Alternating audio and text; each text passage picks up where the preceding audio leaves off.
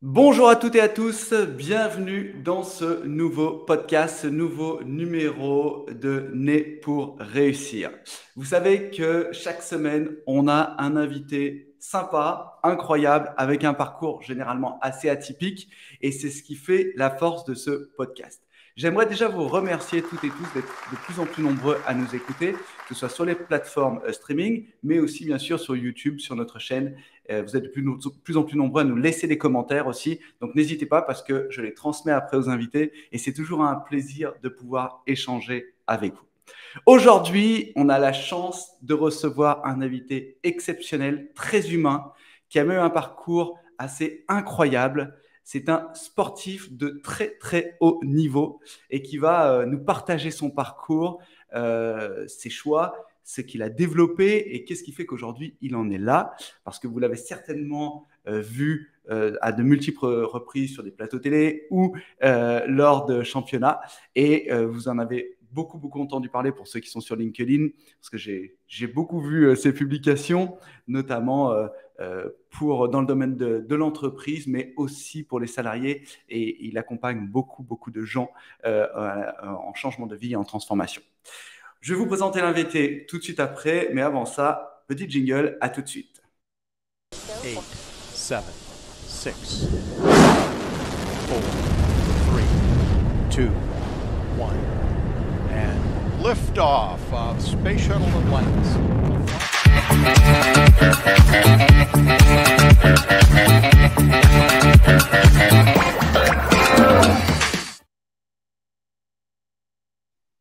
Yes, rebonjour à toutes et à tous, bienvenue dans ce podcast. On va accueillir notre invité qui nous fait l'honneur d'être là ce matin. C'est un peu tôt, mais c'est un grand plaisir pour lui et pour moi. Bonjour Polo, comment vas-tu? Bonjour Mathieu, très bien et toi? Ben, très bien, je te remercie d'être là. On a pu échanger avant ce podcast et tu m'as partagé ton parcours qui est assez incroyable et je me réjouis de faire partager ça à nos internautes et à nos auditeurs. Alors, est-ce que tu pourrais déjà te présenter pour ceux qui ne te connaissent pas, s'il te plaît? Très bien, donc bonjour à tous, moi c'est Polo Delerue. Aujourd'hui je suis coach et conférencier. J'étais sportif de haut niveau pendant 17 ans en équipe de France de snowboard et voilà, je suis père de deux enfants et je suis passionné par le sport mais aussi par l'émotion notamment. Excellent, merci à toi. Donc effectivement, tu as atteint des sommets quand même dans ton monde, dans ton sport. Et je suis toujours bluffé par les sportifs de haut niveau parce que pour atteindre ce niveau d'excellence, tu dois vraiment te mettre dans une bulle, hein, dans un tunnel et être à 1000% dans ton sport, dans ta passion. Qu'est-ce qui fait que tu as choisi cette passion-là, le snowboard? Ben, déjà, je viens d'une famille, on est cinq enfants et on est tous passionnés déjà par la nature et ensuite par le dépassement de soi. Et on a tous, depuis l'âge de 7 ans, on est tous au ski club de Saint-Lary-Soulan dans les Hautes-Pyrénées. Et puis, quelques années plus tard, on a découvert le snowboard dans les années allez, 80-92 à peu près. Et, euh, et justement, en fait, on était hyper alignés avec le snowboard parce que c'est des valeurs qui nous ressemblent complètement. C'est la liberté, c'est la nature, c'est le dépassement de soi, comme je disais, c'est la compétitivité et c'est également le partage.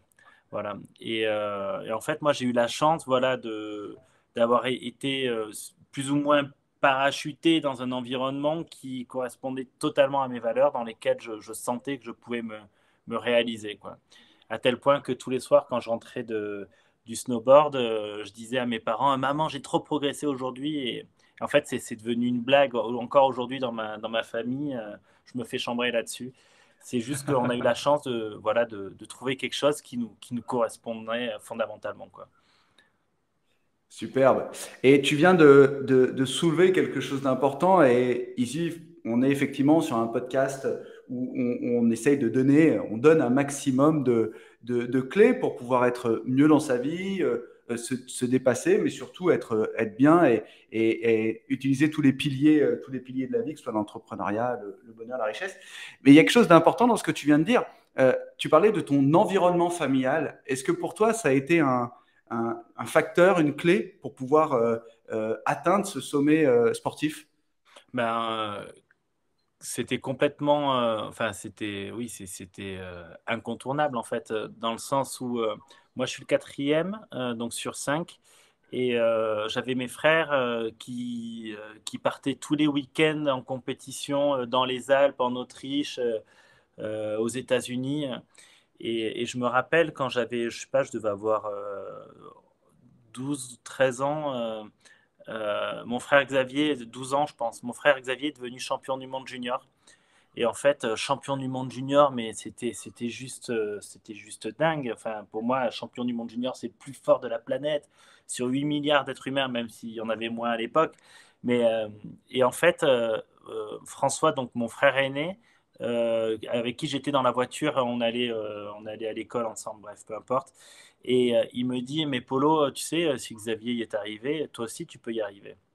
Et en fait, je me suis dit, oh mon Dieu, j'avais jamais vu ça comme ça. Pourquoi pas, c'est vrai en fait. Ouais. Extra. Ben, effectivement, tu parles d'un environnement très motivant, mais j'allais te dire aussi, ça peut être un poids parce que tu parlais de tes frères et j'allais en parler juste après, mais tu fais partie d'une famille de champions quand même. Oui, on a tous été champions du monde, à part François l'aîné il a fait qu'une année de haut niveau parce qu'il sortait de Maths Sup, Maths P, et ensuite il enchaînait sur une école d'ingénieur. Mais il a quand même fait dans le top 20 mondial et il avait un gros potentiel. Et, et oui, en fait, ce qui a fait la différence, je pense, dans notre famille, qui a fait qu'on a tous réussi un petit peu à s'épanouir dans le snowboard, c'est qu'on n'a jamais été jaloux les uns des autres. On s'est plutôt, au contraire, inspiré. Et la réussite de l'un a toujours été la réussite de toute la fratrie. Et c'était hyper stimulant. Et plus plus l'un d'entre nous arrivait à réussissait, et plus en fait, on se disait, si lui il l'a fait, moi aussi je peux le faire. C'est vraiment formidable parce qu'effectivement, tu parlais d'enlever la partie jalousie, de créer justement une émulsion comme ça, une émulation, pardon, autour du sport et du plaisir. Qu'est-ce qui fait que toi, tu as pu justement arriver à ce niveau-là et que tu as mis toute ton énergie, je pense, dans cette passion, dans ce sport? Ben, en fait, c'est que, comme je le disais, c'était hyper aligné avec mes valeurs, avec ce que j'avais envie de faire de ma vie, en fait, dans le sens où, à l'âge de 7 ans, j'étais au ski club. Et oui, j'avais envie de devenir un jour médaille olympique, mais j'avais aucune idée de comment je devais m'y prendre. En fait, techniquement, mon seul objectif dans le quotidien, c'était de faire des bêtises avec mes copains. Et alors que dans cet environnement, on me parlait travail, entraînement, rigueur, compétition. Et derrière, j'ai découvert le Snowboard Club. Donc, j'y suis rentré, je ne sais pas, entre 8 et 10 ans, je ne me rappelle plus à quel âge. Mais en gros, j'étais déjà dans un groupe où c'était des groupes par niveau. Il y avait des mecs qui avaient 30 ans alors que j'en avais que 8. Et, euh, et ce qui était génial, c'est que quand le snowpark était bon, ben on allait sauter les bosses et on apprenait à sauter les bosses. Quand il y avait de la poudreuse, on allait faire du hors-piste et on nous apprenait la sécurité en hors-piste. Quand la neige était dure, on allait faire du slalom, on s'entraînait en slalom et on progressait techniquement en carving. Et ce que je veux dire, c'est qu'on faisait plein de choses et à chaque fois, on était dans le partage, dans le plaisir, dans la sensation. Et on faisait les choses sérieusement, mais sans se prendre au sérieux. En gros, on s'amusait. Et comme on s'amusait, ben moi, je prenais énormément de plaisir. Et plus je prenais du plaisir, et plus je progressais. C'est juste à l'âge de 12 ans, en fait, où justement, je vais au championnat de France Benjamin. C'est mes premiers championnats de France. Et ma mère me dit, mais Polo, pourquoi tu vas au championnat de France t'as aucune chance, tu vas te faire écraser. Et je fais, ben, on verra bien. Et je suis revenu avec une médaille de bronze. Et dans le retour, mon entraîneur me dit, Polo, c'est super, tu fais partie des meilleurs en français de ta génération, mais sache que si tu n'amènes pas un peu plus de rigueur à ton plaisir, tu n'y arriveras pas. Donc moi, ce que je te propose, c'est pendant tout le printemps, été, automne, tu vas faire 300 abdos par semaine, tous les jours, toutes les semaines d'abord, et tu verras, l'an prochain, tu seras plus gainé. Et c'est ce que j'ai fait. Et l'année d'après, je suis arrivé plus gainé et donc plus prêt physiquement et encore meilleur. Et je suis passé de 300 abdos par semaine à 300 abdos par jour. Et ensuite, petit à petit, c'est comme ça que j'ai monté la rigueur au fil des années. Et c'est comme ça, en fait, moi, mon grand challenge, ça a été justement de trouver cet équilibre entre la rigueur et le plaisir. Parce que pour moi, en fait, la rigueur, c'était une certaine forme d'enfermement Pour moi, faire des abdos pour faire des abdos, ça n'avait quasiment aucun sens. En gros, c'était chiant. Et alors que je n'avais qu'une envie, c'était justement de m'éclater sur ma board et de. Finalement, il y avait toujours ce côté faire des bêtises avec mes copains, même à l'âge de 30 ans, hein. Enfin, ça fait complètement partie de moi, ce truc. Et justement, je me suis rendu compte avec les années que amener, en fait, que sans rigueur, tu peux pas être au maximum de ton potentiel. Et sans plaisir, tu peux pas non plus être au maximum de ton potentiel. Ce qui est important, c'est d'arriver à trouver cet équilibre entre la rigueur et le plaisir. Et en fait, cet équilibre entre la rigueur et le plaisir, c'est qu'un des équilibres à trouver. Il y a aussi l'équilibre à trouver entre l'audace et la prudence, entre le perfectionnisme et le lâcher prise, entre l'empathie, aller aider les autres, mais aussi penser à soi. Et je pense que, en fait, pour moi, j'ai résumé une grande partie du développement personnel. C'est, voilà, on passe notre vie où on a des situations qui sont différentes. Et vraiment, qu'est-ce que c'est que l'intelligence émotionnelle? C'est être capable d'arriver à mettre le bon curseur au bon endroit dans toutes les situations. Et bien évidemment, il y a des fois où on est juste et où on réussit, et d'autres fois où on se plante complètement. Et ça fait partie du jeu. Exceptionnel, merci en tout cas de ton partage. Alors une fois que tu as été médaillé, qu'est-ce que tu as fait? Parce qu'après tu arrives dans la vie adulte, j'ai envie de dire. Ouais. Alors tu as eu la chance de rencontrer les présidents, de rencontrer quand même beaucoup de grands de ce monde. Qu'est-ce qui a fait qu'à un moment tu t'es dit, bon bah voilà, je suis médaillé, maintenant il faut que je passe à autre chose. Comment est-ce que tu es arrivé à te construire après ces succès? Euh, En fait, déjà, j'ai mis énormément d'énergie jusqu'à 2014 et notamment entre 2010 et 2014 parce que pendant cette période-là, après un gros échec en 2010 où j'étais 25e aux Jeux Olympiques alors qu'en 2006 j'avais été 3e, j'ai justement été 25e selon moi parce que je n'ai pas réussi à gérer ma peur de perdre mon statut de médaille olympique. En fait, j'ai voulu la refouler et en refoulant cette peur, elle m'a explosé à la gueule en plein run des Jeux Olympiques. Et donc, j'ai oublié ce que je voulais dire. Mais c'était bien, tu étais bien parti. Tu me Oui, parlais justement de cette transition. ah oui, la transition. Voilà, bref. Et donc ensuite, en 2014, ben voilà, j'ai eu un accident qui m'a plongé dans le coma. Oui, ce que je voulais dire, c'est qu'après cet échec de 2010, avec mon entraîneur, on a décidé de remettre vraiment l'accent sur la rigueur et de laisser un petit peu le plaisir de côté. Et c'est ce que je disais au début, c'est que quand tu n'es pas dans l'équilibre, ben, tu te déconnectes un petit peu, tu perds le sens, tu te démotives. Heureusement, moi, les Jeux Olympiques, c'était quelque chose qui avait un sens vraiment extraordinaire pour moi. Mais comment dire, en étant enfermé dans cette rigueur, eh ben justement, il n'y avait plus de plaisir et j'ai quand même réussi à remonter au meilleur niveau. Je faisais partie du top 10 mondial en 2014. Mais, euh, mais par contre, ça m'a demandé une énergie énorme. Et du coup, en 2015, j'ai passé toute une année où justement, après avoir fait quatrième aux Jeux Olympiques, ma plus grande victoire, ben justement, j'étais fatigué, j'avais l'impression d'avoir fait le tour. J'avais envie de vivre les JO de 2018, mais en fait, le quotidien, la rigueur que me demandaient tous ces efforts, je trouvais ça vraiment, enfin, dans le sens où j'avais l'impression de connaître par cœur et j'avais l'impression de plus apprendre. Et comme j'apprenais plus, je m'amusais plus. Et donc, c'est en fin 2015, enfin en avril 2015, à la fin de la saison, je croise un ami que j'avais pas vu depuis longtemps qui me demande où j'en suis. Et là, je lui dis, ah, il faut que je retourne m'entraîner dès le mois de mai avec l'équipe de France à Annecy, parce que j'habite dans les Pyrénées. Et puis en plus, derrière, on va partir un mois en Argentine pour nous entraîner. Et moi, pendant tout ce temps-là, je partage pas avec mes enfants, je laisse ma femme tout seul. J'en ai marre, je suis fatigué.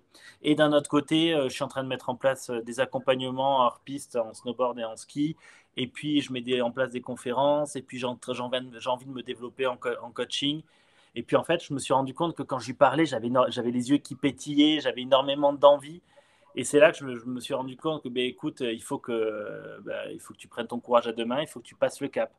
Et en fait, une demi-heure après, j'ai appelé tous mes sponsors, j'ai appelé le DTN, le directeur technique national. Et en une demi-heure, ça y est, j'avais coupé tous les robinets d'entrée d'argent et je m'étais fermé un petit peu toutes les portes. Et, euh, et donc, je suis passé par un moment d'euphorie. Oh putain, ça fait du bien, ça y est, c'est fini, j'en ai plein le cul. Et puis, le moment d'appeler mon dernier partenaire SNCF, parce que j'étais athlète SNCF je pensais qu'il me laisserait quelques mois de repos pour justement faire le point. Et en fait, ma RH me dit, OK, Polo, dans 15 jours, tu es au boulot à temps plein à Toulouse. Et là, Ah oui, effectivement. moi qui habite dans les Pyrénées, Toulouse, c'est à 2 heures de chez moi. Et en Eh fait, oui, au final, en étant chez SNCF à Toulouse, je voyais toujours aussi peu mes enfants. Mais par contre, ça me permettait d'avoir un salaire. Tous les mois, j'avais des rentrées d'argent. Et puis, ça me permettait d'aller plus en profondeur, justement, dans ce métier de chargé de communication. Ça faisait 5 ans que j'y étais. Mais là, j'y étais vraiment. Enfin, je travaillais 50 jours par an. Et là, ça me permettait d'y être vraiment au quotidien. Et, euh, et donc, j'ai énormément appris, j'ai fait plein de choses, j'ai pu travailler avec eux davantage en profondeur. Mais moi, en fait, je suis quand même un électron libre et en décembre, j'ai décidé de quitter l'entreprise. D'abord pour être moniteur de ski, mettre en place mes séjours freeride et ensuite, voilà, pour développer mes conférences et mes coachings. Donc voilà, je me rappelle que pendant 6 mois, je travaillais le jour et la nuit, je me faisais coacher par un coach pour justement mettre en place mes conférences. J'ai découvert des nouveaux outils de développement personnel. Et c'est comme ça finalement que je me suis lancé, quoi. Voilà. Ensuite, de 2017 à 2021, je suis allé développer une structure pour accompagner les athlètes de haut niveau à Annecy. Donc j'ai fait bouger toute ma famille. Et puis en 2021, en fait, ma femme, on lui a proposé le poste de ses rêves dans une station chez nous à Pyongali, dans les Pyrénées. Et je me suis dit, ben, pour une fois, ben, voilà, on va faire passer ma femme en priorité. Et du coup, j'ai revendu mes parts pour elle. Je suis rentré dans les Pyrénées et justement, le fait de la faire enfin pour une fois faire passer avant moi, ça a rééquilibré mon couple. Et aujourd'hui, on vit, on a une harmonie qui est beaucoup plus saine et enfin, vraiment, on a la vie qu'on a envie d'avoir et on est super heureux. c'est extraordinaire dans ce que tu nous partages là parce que euh, c'est fou. Aujourd'hui, bah, tu fais du coaching, tu le sais bien, et moi aussi j'accompagne beaucoup d'entrepreneurs. Et tu vois, quand les gens te contactent au début, bah, tu sens que le challenge, il vient pas d'un challenge d'argent ou autre, c'est un challenge de déséquilibre, très souvent. Et ça peut être dans la vie personnelle, ça peut être dans plein de choses où tu n'es pas aligné, tu n'es pas au bon endroit. Et donc, dans ton parcours, ce que tu nous racontes, c'est vraiment ça, c'est d'arriver à un moment où tu es aligné, tu as brûlé les bateaux, tu as dit je coupe tous les robinets et j'y vais. C'est ça. Et cette peur-là, beaucoup de gens l'ont vécu. En même temps, après le Covid aussi, hein, parce que beaucoup de gens ont été en télétravail, ont vécu cette situation d'être à la maison. Finalement, c'est sympa. On se rapproche du clan, de la famille. On passe des moments, des bons moments pour ceux qui ont pu passer ces bons moments-là, parce que pour d'autres, ça a été très difficile. Mais ce que je veux dire, c'est qu'aujourd'hui, une nouvelle génération d'entrepreneurs, de salariés, de gens qui veulent avoir une nouvelle vie. Et ce que tu transmets est vraiment très inspirant. Mais j'aimerais juste revenir sur un élément dont tu as parlé tout à l'heure. Effectivement, tu as eu un grave accident. Comment est-ce que on remonte sur les planches après? En fait, moi, j'ai eu la chance de me blesser presque tous les ans. Et je dis D'accord. bien la chance parce que tout le monde serait terrifié d'avoir eu le 10e des accidents que j'ai eu. Si je vous montre juste un membre de mon corps, vous voyez, il y a 50 points, je me suis fait plus de 10 fractures au poignet. Enfin, je ne vais pas citer tous mes accidents parce que c'est pas intéressant. Mais en tout cas, à chaque fois que je tombe, et ben en fait, j'apprends d'abord pourquoi est-ce que je suis tombé, en quoi j'ai merdé.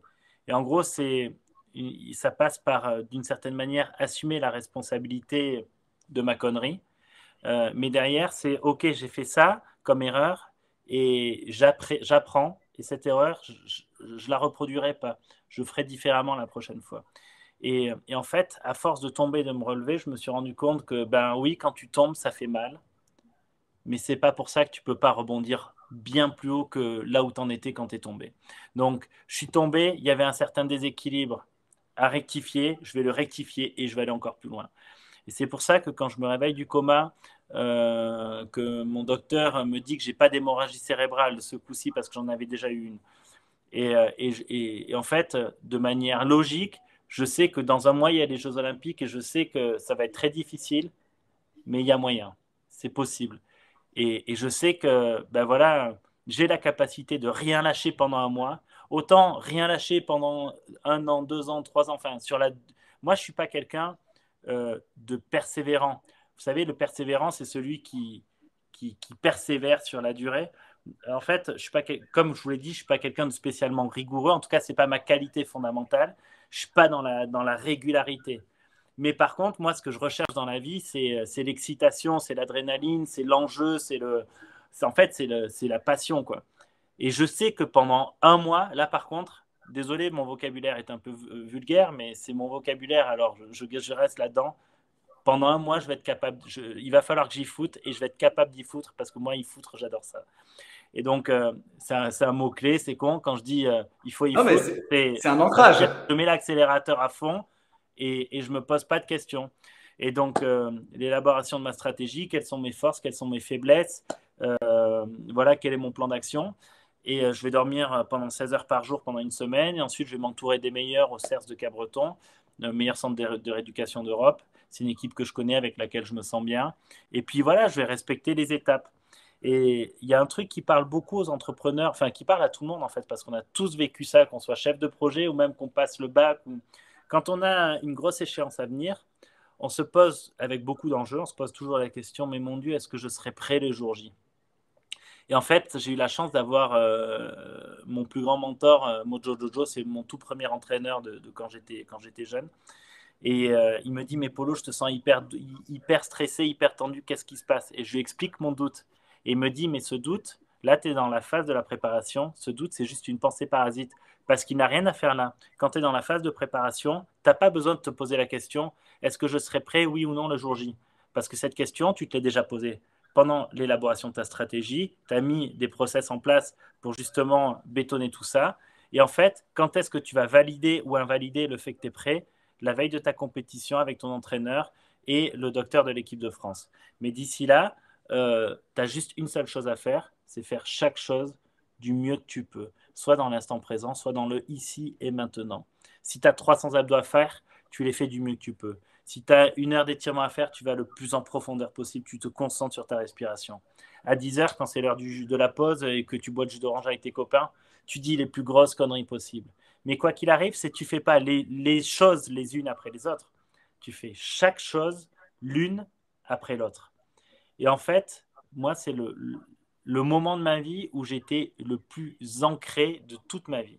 Ce mois-là, précisément. Et ce qui est génial, c'est que plus j'y pense, et en fait, je me rends compte que le temps s'est accéléré, mais d'une vitesse. J'ai eu l'impression que les 3 semaines sont passées comme ça. J'ai l'impression que les 3 semaines sont passées comme ça parce que quand tu es vraiment dans ce que tu fais, tu vois plus la montre qui tourne. Et en fait, c'est là que tu es performant. C'est là que tu es performant parce qu'il n'y a qu'une seule chose qui compte, c'est ce que tu es en train de faire. Et pour moi, il n'y a pas d'autre manière que de réussir sa vie en étant dans l'instant présent, en faisant du mieux que tu peux, chaque petite chose, sans pour autant, bien évidemment, tomber dans le perfectionnisme. Le perfectionnisme, c'est autre chose. Formidable. Merci parce que là, ce partage-là, tu vois, tu m'as mis des frissons. C'était vraiment super. Et j'espère que ça va aider beaucoup de gens aujourd'hui à passer peut-être un cap. Et effectivement, cette échéance, quand tu es dans le doute au moment de l'échéance, ça peut amener beaucoup de blocages. J'ai une phrase qui m'a vraiment plu, qui est sur ton site internet, et je trouve que cette phrase, elle est tellement forte pour beaucoup de gens qui veulent se développer ou qui sont dans le doute ou qui sont en période de crise. Tu as écrit, en période de crise, ce n'est pas le plus fort qui gagne, c'est celui qui s'adapte le mieux à son contexte sans jamais perdre de vue son objectif. Oui. Et je trouve que cette phrase, elle résume, mais à elle toute seule, pour moi, le développement personnel. Tu vois, Ouais. elle est tellement forte que c'est vraiment quelque chose de très intéressant. Et c'est ce qu'on retrouve d'ailleurs, cette phrase, on la retrouve dans ton livre, il me semble. Tout à fait. Et en fait, cette phrase, enfin, j'en ai une autre qui veut dire exactement la même chose. Moi, j'aime bien décrire mon sport, ma discipline, le snowboard cross. Vous savez, le snowboard cross, on peut être 4 ou 6 en fonction des formats de course, et c'est le premier qui arrive en bas des huitièmes de finale jusqu'au final. Enfin, si on est 6, il faut être dans les 3 premiers pour se qualifier au tour d'après jusqu'à la finale. Et moi, j'aime bien dire, la difficulté de notre sport, c'est d'être fidèle à sa stratégie tout en étant à l'écoute de la conjoncture. Donc, fidèle à ma stratégie, c'est je suis sur la ligne la plus rapide en exploitant au mieux chaque obstacle, du début jusqu'à la fin, tout en étant fidèle à la conjoncture. La conjoncture, c'est les 5 bourrins qui sont autour de moi et qui veulent la même chose que moi. Et qui vont finalement essayer de me déstabiliser d'une manière ou d'une autre parce qu'ils vont m'écarter de la ligne la plus rapide, ils vont me tendre des pièges juste avant tel obstacle et du coup, il va falloir que je m'adapte. Et en fait, voilà, c'est ça, c'est à la fois, je suis hyper focus sur ce que j'ai à faire, sur mes fondamentaux, et à la fois, je suis hyper focus sur ce qui se passe autour de moi pour m'adapter. Mais normalement, si la stratégie est bien posée et si les fondamentaux sont les bons, les fondamentaux sont censés t'aider à faire les deux, t'aider à rester fidèle à sa stratégie tout en t'adaptant. Et donc, par exemple, dans le sport, mes fondamentaux en snowboard, c'est bien à plat pour glisser, lève la tête, respire. Et quand tu es bien à plat, tu lèves la tête, tu respires, mais finalement, tu vois les choses qui arrivent devant toi, tu vois tout ce qui se passe autour. Et en fait, tu t'adaptes, tu t'adaptes. Et à chaque fois que tu arrives sur un point particulièrement technique, et ben, hop, sur ce point gainé, boum, et là, souple. Et en fait, tu t'adaptes. Et donc, en fait, ces fondamentaux, ils t'aident à être ancré dans l'instant présent et ils t'aident en étant à être voilà, en pleine possession de tes moyens, en pleine conscience de toi et de ton environnement. Et si je fais le lien, par exemple, avec la prise de parole en public, parce que moi, à la base, la première de mes peurs, c'était la prise de parole en public. Et finalement, quand j'ai une salle même de 10 comme de 1000 personnes, ben c'est OK, connecte-toi, c'est mon mot-clé. Connecte-toi. En gros, c'est derrière le mot connecte-toi, ben, je regarde les gens. Et en fait, pour moi, connecte-toi, ça veut dire fais passer un message. Quel est ton message? Si tu crois en ton message et si tu as le courage de regarder les gens en face et d'être en position plus, j'ai de la valeur, vous avez de la valeur, eh ben, on va passer un bon moment, on va partager. Et en fait, la connexion, elle se fait toute seule et toutes les peurs tombent. Alors que, par exemple, quand je suis en prise de parole en public, si je tombe dans l'auto-jugement, je me dis, oh mon Dieu, je parle trop vite. Oh mon Dieu, ils n'ont pas rigolé à ma blague. Oh mon Dieu, je suis trop nul. Mais qu'est-ce que je suis en train de faire? Oh, mais c'est pas possible. Et bien là, en fait, je me déconnecte de l'instant présent. Je perds mon message, je perds ma connexion. Et c'est pour ça qu'en fait, les fondamentaux, qu'on soit en prise de parole en public, qu'on soit en sport, qu'on soit en vente, qu'on soit en management, qu'on soit en n'importe quoi, il y a toujours des fondamentaux. Plus ces fondamentaux sont clairs, et plus vous aurez des clés concrètes pour réussir. Merci pour ce partage fabuleux, Polo. J'aimerais parler à Polo l'entrepreneur pour le petit moment qui nous reste. Aujourd'hui, bah, tu es conférencier, tu es coach, tu organises des sorties en snowboard. Tu es un entrepreneur à part entière. Tu es passé de médaillé à entrepreneur, de sportif à entrepreneur. Quoique, pour avoir eu la chance d'interroger beaucoup de sportifs de haut niveau, je sais que la recherche de sponsors, tout ça, c'est quand même, ça fait partie aussi de la vie de sportif. Mais aujourd'hui, comme tu dis, tu as brûlé tous les bateaux, hein, tu es entrepreneur à 110%. Comment est-ce que tu travailles ta stratégie? Quels conseils tu pourrais donner justement aux entrepreneurs qui veulent se lancer ou aux sportifs comme toi qui veulent passer à une autre vie? Déjà, en fait, un sportif de haut niveau, il n'a pas d'autre choix que de se réinventer à la fin de sa carrière. En fait, quand on est sportif, on est jeune, sportif de haut niveau, et il y a une part de nous qui se dit, de toute façon, j'ai pas besoin de préparer ma reconversion professionnelle.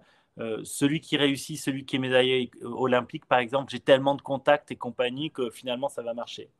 Moi, ce que j'ai compris, c'est que Sénèque disait, il n'y a pas de vent favorable pour celui qui ne sait pas où il veut aller. Et en gros, quand tu es sportif de haut niveau, que tu te reconvertis, toutes les portes sont ouvertes, certes, mais si tu sais pas où tu veux aller quand tu te reconvertis, en fait, les portes, elles sont ouvertes, mais elles sont souvent ouvertes qu'une fois. Et quand tu rentres dans une porte, quand tu vas avoir un dirigeant qui t'ouvre la porte et que tu lui montres que tu n'es pas prêt, que tu sais pas où tu vas, que tu es perdu, eh bien, au final, beaucoup ne te réouvriront pas la porte. Et ce qui est marrant, c'est que les sportifs ne se rendent pas compte à quel point leur statut et leur charisme est différent entre le jour où ils sont sportifs et le jour où ils ne le sont plus. Un sportif en fin de carrière, un sportif médaillé olympique par exemple, c'est pas une légende, comment dire, c'est un champion qui brille, waouh, c'est un expert, voilà. Et le lendemain, c'est un bébé. Et donc en fait, le bébé, il va lui falloir du temps, il va lui falloir au moins autant de temps pour redevenir le champion de sa nouvelle spécialité qu'il lui a fallu de temps pour passer justement de bébé à champion olympique. Et en fait, déjà, c'est de prendre conscience que ça va mettre du temps. Et comme ça va mettre beaucoup de temps, pour moi, le plus tôt tu commences à y penser, à y réfléchir, et finalement, la plus affinée sera ta vision et ton impact quand tu arrêteras ta carrière sportive. Voilà, donc pour moi, c'est vraiment d'accepter que ça prenne du temps et le préparer en amont. Je pense que c'est hyper important. Et parce qu'il y a une chose, en fait, c'est vraiment le déni. Le déni, vous savez, c'est la première phase du deuil, de la courbe du deuil dans le changement. Et il y a énormément de sportifs de haut niveau qui sont dans le déni, non, mais je ne veux pas y penser parce que ça me fait tellement peur que non, mais de toute façon, je serai champion toute ma vie. Et en fait, ce que je leur disais, c'est que quand je les accompagnais, tous ces athlètes en reconversion professionnelle, euh, en fait, un mec qui a un boulot, par exemple, qui bosse chez Airbus, il est ingénieur et en fait, juste, il va changer de boulot, il va passer de la vente à l'achat, je vous dis une connerie, et ben, ça va lui demander énormément d'énergie, cette transition.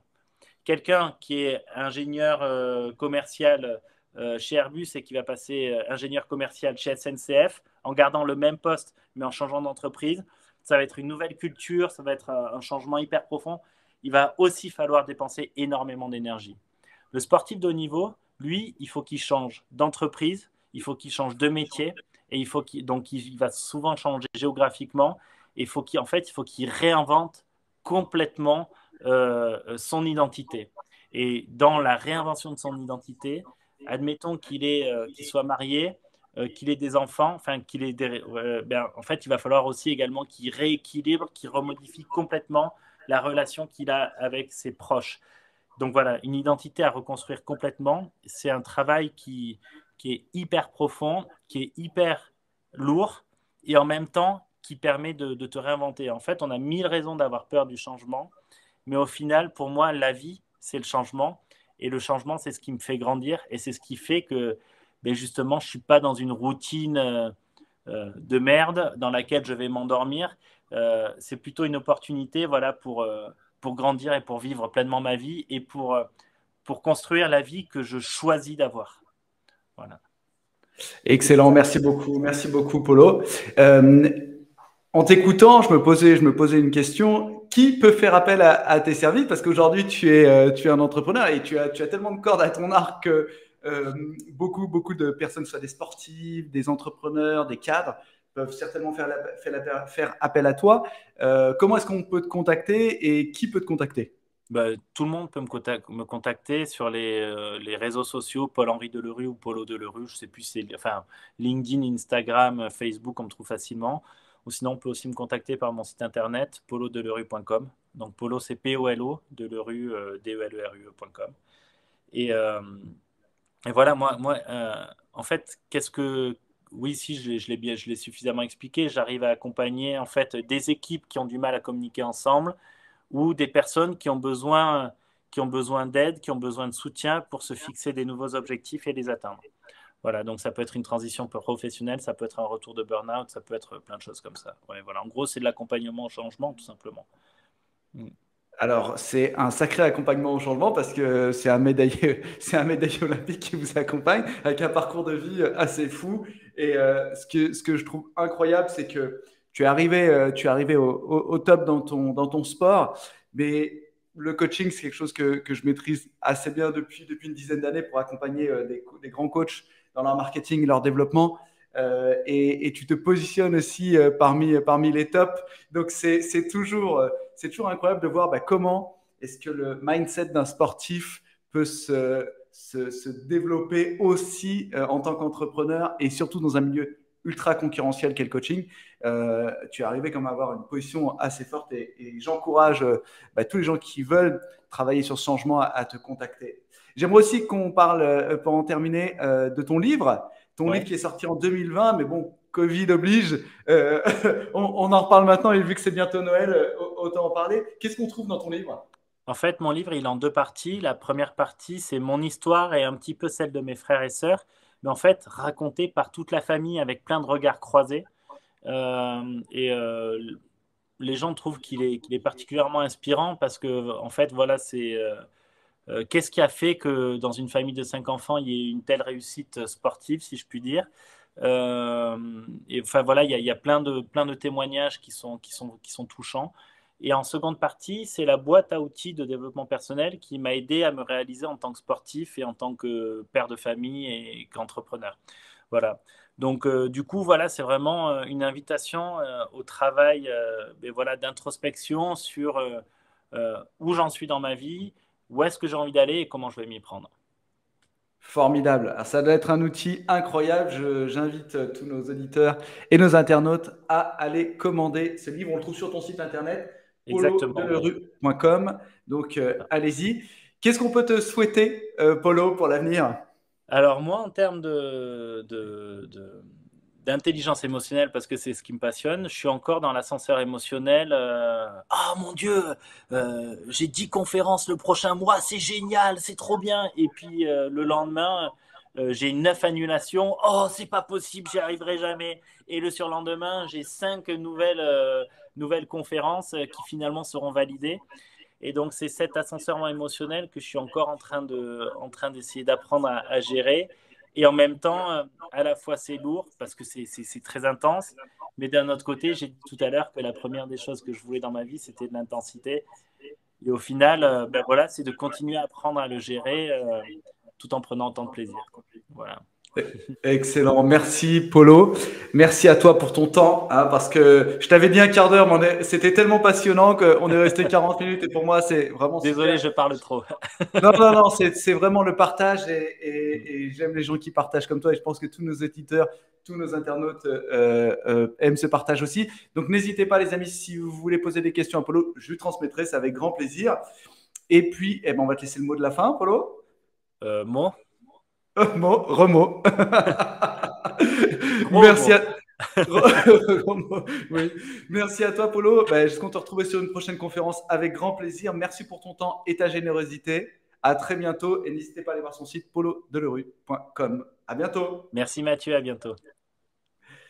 Voilà, merci à toutes et à tous. Merci de nous avoir suivis pour ce live. C'était vraiment, comme je vous l'ai dit, de la générosité pure, vraiment du contenu assez incroyable. Si vous aimez le développement personnel, si vous aimez le dépassement de soi, mais surtout le partage, n'hésitez pas. Revoyez, vous pouvez transmettre, partager ce podcast. Il peut aider, je pense, des centaines de personnes. À très bientôt. On se reverra bientôt pour un nouveau live. On aura un invité encore exceptionnel pour ce live-là, un invité plutôt dans le domaine de l'entrepreneuriat. Vous verrez, vous allez avoir des clés pour développer votre business de manière assez rapide et assez incroyable. À très bientôt. Likez la page, abonnez-vous et n'oubliez pas, vivez entrepreneur. À votre succès. À bientôt.